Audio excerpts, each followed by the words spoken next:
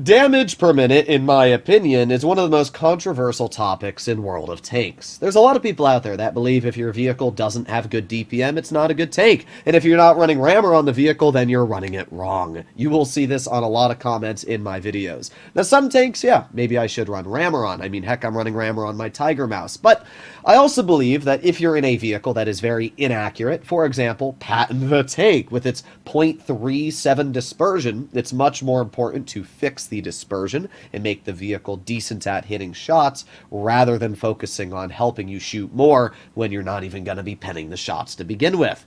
The Object 752 is a great example of this. The Object 752 has 1900 DPM. That makes it less than the average tier 8 heavy in terms of damage per minute, even though it's a tier 9 heavy. But to make up for that very poor DPM, Wargaming has given it incredibly good armor on the turret. Wargaming has given it a very dangerous gun. It's a 3-shell autoloader that can deal just shy of 1200 damage. I think it's 1170, and it's got a pretty quick entry clip. But once you dump those shells, you're going to have to wait 30.52 seconds to reload. So it really is a tricky decision.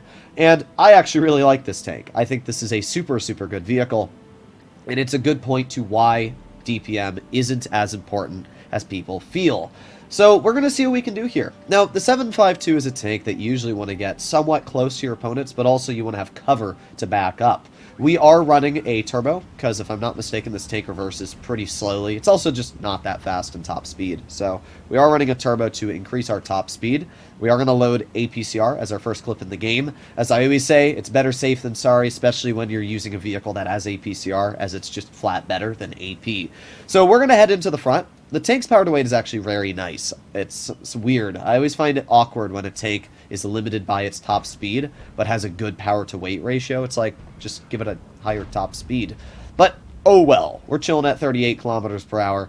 We got an AMX M4, we got an E75, and that's alright. What do they have for heavies? Panzerkampfwagen 7, Type 71, M48. Oh, there's Artie. So they don't have too many heavies. Oh, we got the enemy Manticore moving up. Alright, let's aim in. That's a good example of our accuracy right there. Alright, there's one pen into the Manticore, and, well, at least we got 2 out. I don't really understand why our first one missed, but it's still an alright chunk of damage. I don't really know what this Manticore was doing, to be honest, either. But, yeah, congrats, I guess. You're dead now. We got the 430U in front of us, and this is where having DPM would obviously be quite nice, because we have to sit here, and we have to wait, and we have to wait, and we have to wait, and we still have to wait. 7 more seconds. 5, 4, 3, 2, 1, and now we finally have shells that we can start bonking into our opponents. Alright, now this vehicle does have good gun depression. The problem is the AMX is kind of in the spot we want to be, so it's obviously going to take up a little bit of our position.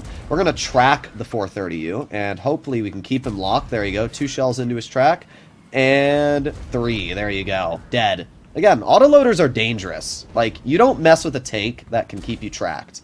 And that's exactly what we've done here. So now we have to wait another, well, 29 seconds, because we love being stunned. I can't tell you just how much I end up hating Artie, but, oh well. 15 seconds to go, and then we will be able to, hopefully dump our clip out. Now, the Type 71 is actually up top, and I wonder if we could bonk the Type. Oh, there's the Artie. Didn't do anything to us, though, which is pretty nice. Still reloading. Huh, okay. Well, let's just wait here for now. Keep on waiting, and there you go. We finally have our clip loaded. Alright, let's see if we can get to the side of the VK, and there's 1 pen into his vehicle, nice, and 2 pens into his tank, nice, and it says we can actually pen him through the mantle. Yeah, we can. I didn't know that was possible, but there you go. Nice 3 shells into that enemy player. The Type is, well, he's going to be playing pretty aggressive here. But as long as we can chill in this spot here, I think we might be all right, at least for a little bit. But this isn't going to go well for us. I'm pretty confident on that. Hopefully our team bleeds them out. There you go. He's dead. We're still probably dead, though. Most likely we are. Let's just angle our tank, and hopefully he bounces us again.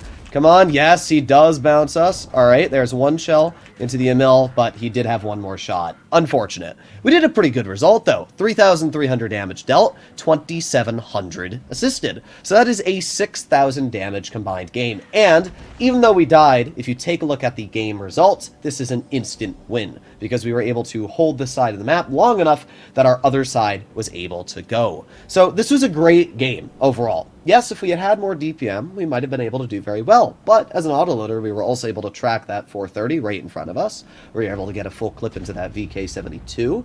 We were able to do pretty good in general. Actually, that's a Panzerkampfwagen. On World of Tanks Blitz is where I come from. The only tier 10 heavy is the VK7201K. That's the only take on the tech tree that you can get where PC has the Panzerkampfwagen F7 on the tech tree, and then the VK72 is a reward tank.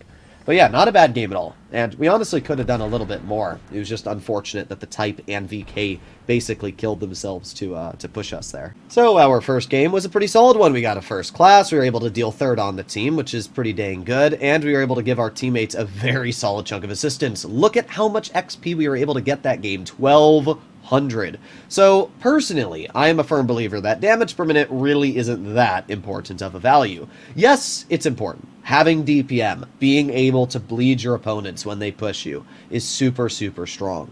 But on the other side of the spectrum, vehicles that usually have less DPM have some other balancing factor that allows them to be super, super capable. For example, the 7.52, as I said earlier, has a great armor profile, great gun depression, very, very deadly gun. And because of that, it kind of makes up for the poor DPM. And you really look at any tank, you know, the Rhino, awful DPM. But to make up for that, it features one of the most accurate guns in Tier 10. It has incredible values when it comes to the gun, and it hits really hard. So because of that, I actually think the Rhino is a super, super good tank.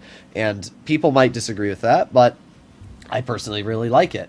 And again, if you have a 4 or 5 minute battle, even on the shorter end there, you can still easily, in a 7.52, let's say your game lasts 4 minutes from start to finish, right? In 4 minutes in an Object 7.52, you have the potential to deal, 2,000 damage every minute, so you have the potential to deal 8,000 damage. So, yeah, I mean, that's just a good example. So, we'll see. We'll see what we're able to do here. Okay. This is a better matchup than our previous game, but that doesn't mean we're going to do well. Half the time I get in a better matchup, and I'm like, oh, I can play more aggressive, and I bite off more than I can chew, and I end up dying. We are going to load gold again. They have two incredibly dangerous tier 10s. They have a 113, which has very good DPM and pen, and they also have a Minnow, which is just cringe. The Minnow needs to be nerfed, in my opinion. It should have either a hatch added to the roof, or it needs some sort of armor nerf. It's stupid. Like, it's just a stupid tank. Alright, well, at least we have an IS-7 and an E4, also pretty strong vehicles, so I'm not too worried as of right now.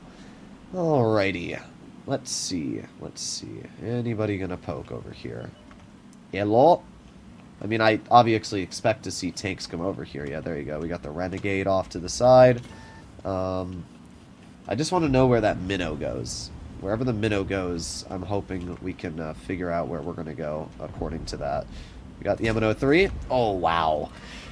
Yeah, this gun is a little sussler on the accuracy. I have to admit that right now. We also got an IS-3A. My teammate just keeps getting in my way, though. I don't know why this T103 thinks... Yeah, bruh.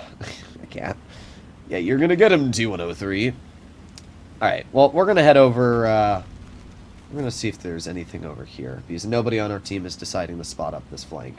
We got an AMX 65T, and... Okay, they're getting bled. We got to wait a bit of time, though, before we can get our shells. 10 more seconds.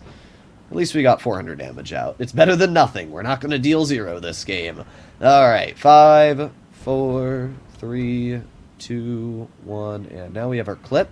So we're going to wait for these guys to poke again. Looks like they are going to. So let's aim it on the side of the Renegade, possibly, or the AMX.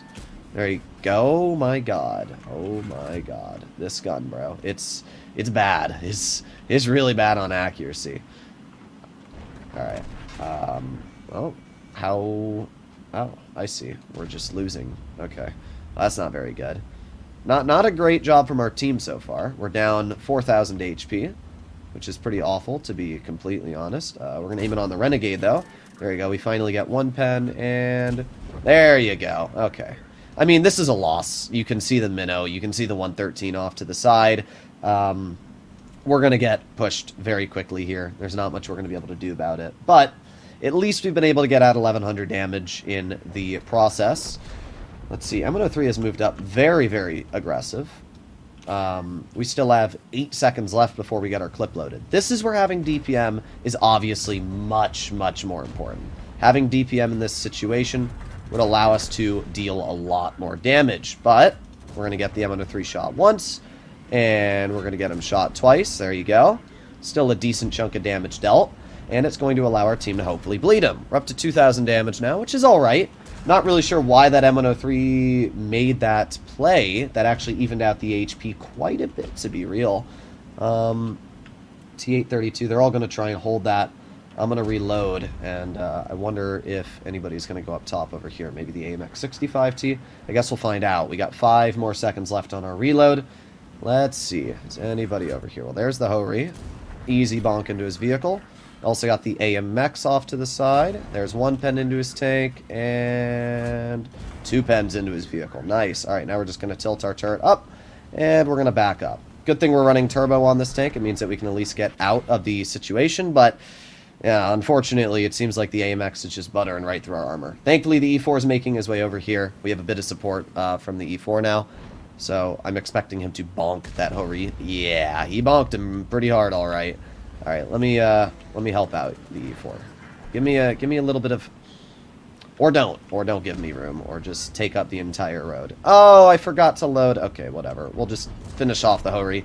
I forgot that we were out of ammo there. That's my fault. But you know what? It's all right, because if we clear the Hori, the E4 should, yeah, clear that player. So not the worst result, just a little annoying. That was my fault there. I wasn't paying attention to my shells, which would have helped out big time, because this T832, we would have been able to get a clip into these guys over here. All right, let's see. E4, probably going to bonk the Renegade. He does. So let's reload.